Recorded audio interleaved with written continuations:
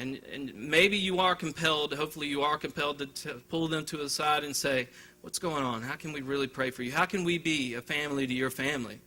And when I look at this picture of that same little boy as he was growing up, I look into his eyes and I look at his face, and I see just hopelessness. I see sadness.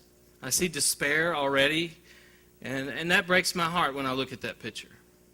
And I think about what his life was about to encounter at 3 years old.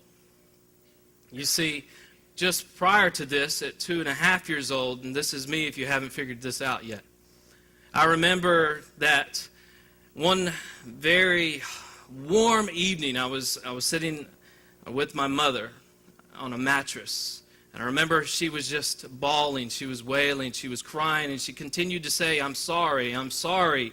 And I remember the sweat of her hair going across my face, and I could barely see through. And I remember her just continuing to say, I'm sorry, I'm sorry. And she had a needle of what we call today black tar. It's a form of heroin. It's from Mexico, and any lethal dose would definitely take the life of someone that age, you would think. And I remember her turning me over and sticking that needle in my backside.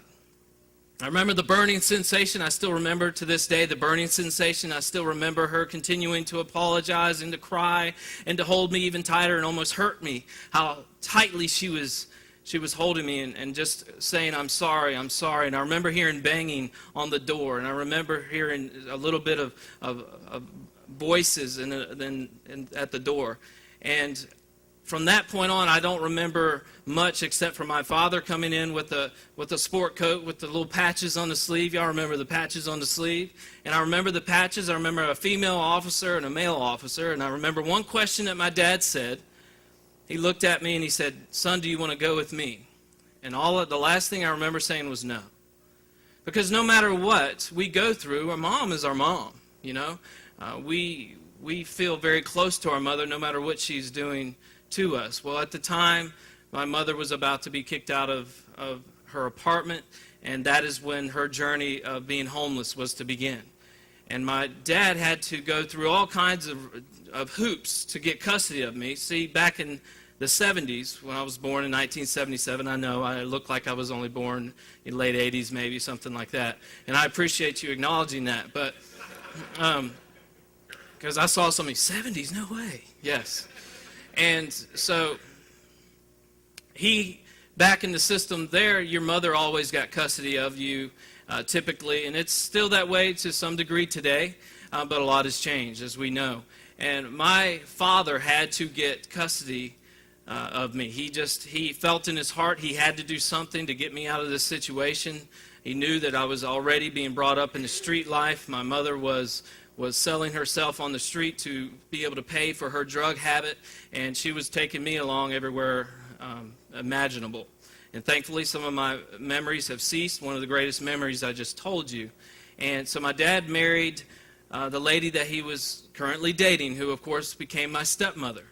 Now, this lady had a lot of mental issues herself, a lot of abuse through her childhood going up into her last marriage. In her last marriage, she had 2 daughters that they were raped inside the church. They were also abused by their father. And so she had a lot of issues. She had a lot of struggles. And she would take those out on me. And so I left my mother. My dad got custody of me. And so for the next 10 years, I lived, of course, with my dad, my stepmom. But it wasn't, they didn't break me away from pain. They didn't break me away from hopelessness. They didn't break me away from that despair and the hurt. Because of the struggles that my stepmother had, for the next 10 years, she physically and verbally abused me. She would lock me outside from sun up to sundown, no matter what the weather was. And I would see my mother about every other week. It started that way. You know how visitation is, about every other week. And then it gradually got to every other month. And then slowly, as I got a little older, 7 and 8 years old, I only saw my mom about once per year. And then when I got to 12 years old, I was able to make the choice to never see my mother again. And the reason why is because during those visits, every other weekend that turned every other month, every other year, she was taking me to different homes. Every time I saw her, she was either living in a field, a back alley, or the man that she was currently dating or seeing, or was paying her a certain amount of money to provide for her habit. And so I experienced all kinds of the street life, quote unquote, during that time.